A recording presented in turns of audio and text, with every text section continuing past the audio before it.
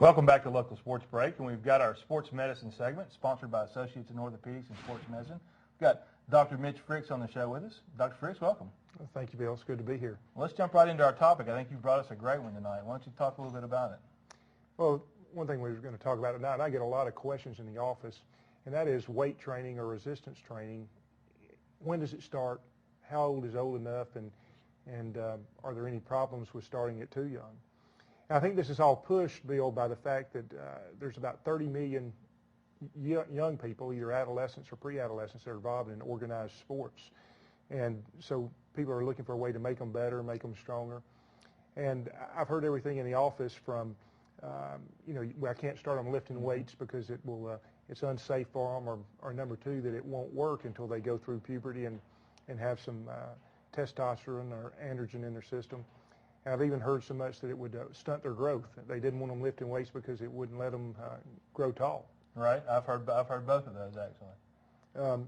But in truth, those don't pan out. There's studies that show that lifting weights or resistance training helps regardless of whether you're 6 or 60. But the difference is you have to treat an 8, 10, or 12-year-old a little differently than you do a 17, 18-year-old. And by that, usually the older the athlete is, you can get into some really bulk exercises where you're lifting heavy weight, a minimum number of reps to build bulk. In the younger one, you need to do lower weight and more reps per set to build strength. So I'm talking about doing sets that you can do 12 to 15 reps without straining. Most of the time, the most important thing with the young people is to teach them good technique, and that is start them off with little or no resistance. There's two theories on how young men and young women will gain strength before they've had any puberty, and one is that it actually increases the neuromuscular feedback. In other words, you get more nerve receptors in the muscles. And the second thing is that you build strength in the muscle tissue itself. Now, I think a lot of times people have always thought weight training is just for football players, but it can be beneficial to kids in every sport, from swimming to soccer to football, baseball, all around, right? You're absolutely correct, because not only does it enhance their sports performance, Bill, but it also helps them reduce the risk of sports-related injuries.